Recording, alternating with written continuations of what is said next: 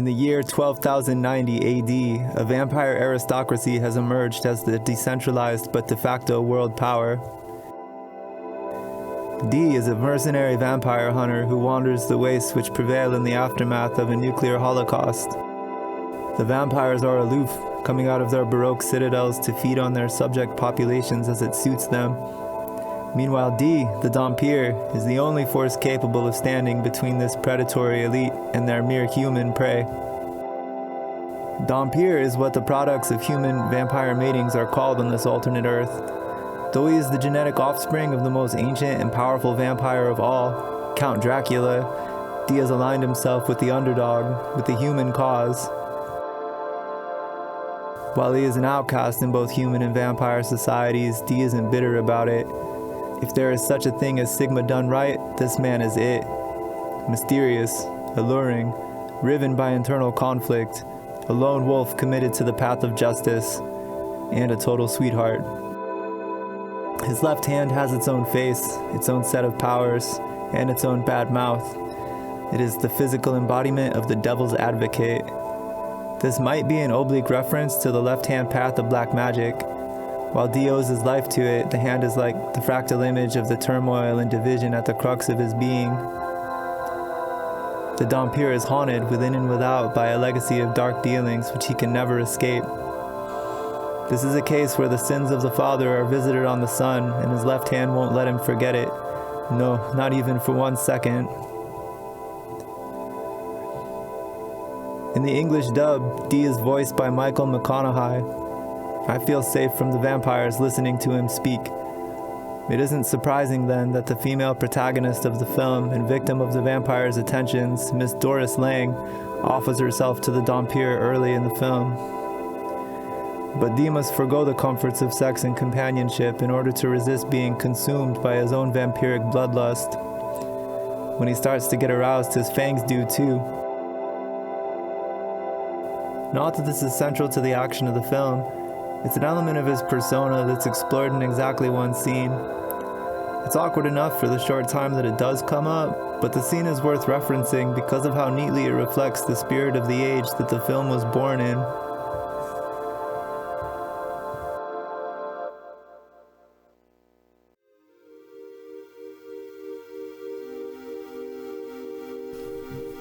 The interrelationship of sex and violence is a theme which has always had currency, but it was trafficked with particular frequency in the 1980s. Gothic smoke show Elvira saw her advent in 1981.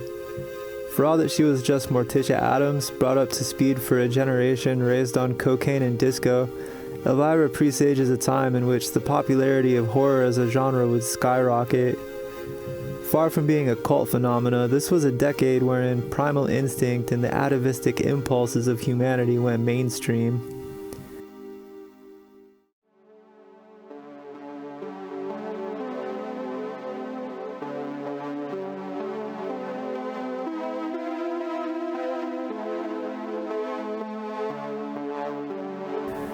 Duran Duran's song, Hungry Like the Wolf, released to international acclaim in the May of 1982, is a song which plays on the near proximity of violent and sexual imagery.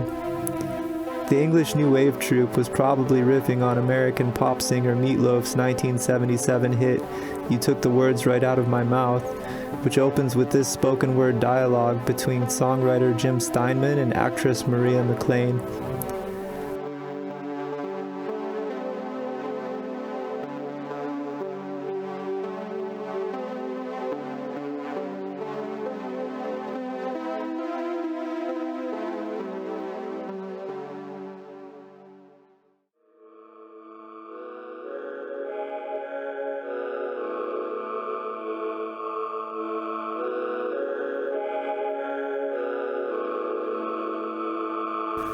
Published as Rotkäppchen by the Brothers Grimm in Germany in 1812, the Little Red Riding Hood story had appeared in print over a century earlier in France under the authorship of Charles Perrault.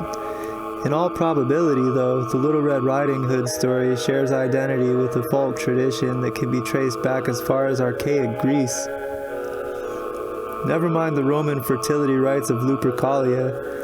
The Roman author Pausanias, writing in the 1st century AD, tells the story of a people in Greece who offered a virgin annually to a malevolent spirit dressed in a wolf skin. The spirit would violate the girl until one year a boxer named Euthymos came along to kill the evil spirit and marry the girl. The story we know, wherein the hunter kills the wolf and saves the girl, is probably a diluted version of this same folk legend.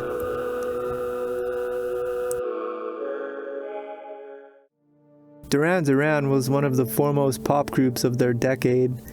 They borrowed their name from the then and now legendary psychedelic exploitation film Barbarella, wherein Mad Dr. Duran Duran perpetrates advanced forms of SA against the eponymous heroine in the name of evil. All of this is played off as being very comical in the film, but it's hard to lose sight of what we're really looking at.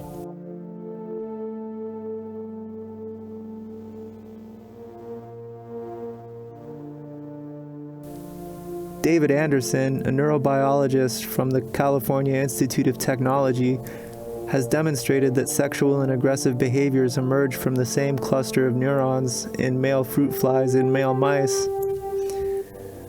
In mice, the neurons that govern these behaviors are found in the amygdala and hypothalamus. These are the most evolutionarily ancient parts of the brain, structures our own brains hold in common. The mass appeal of blood and tits, then, particularly when they are found in tandem, might be hardwired into us.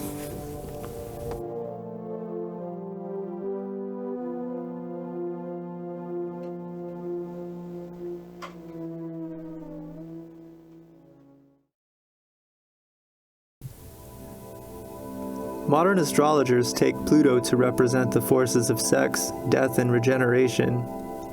Pluto is the Latin name for Hades, and Hades is the lord of the underworld. Pluto is therefore given provenance over all that is dark, hidden, maligned, and dangerous. Things like sex and death, for instance. Considered the higher octave of Mars, it may also function as a planetary omen of shocking violence. Change isn't always pretty.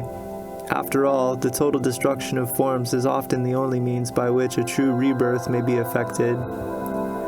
Thus, the Black Mahakala, a spirit of material dissolution synonymous with death itself, is praised in Tibetan Buddhism as the great liberator of forms.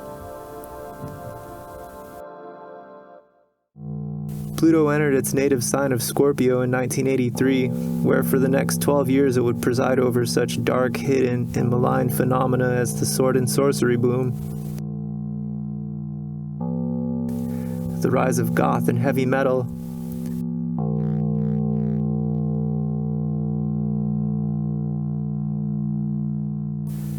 the satanic panic,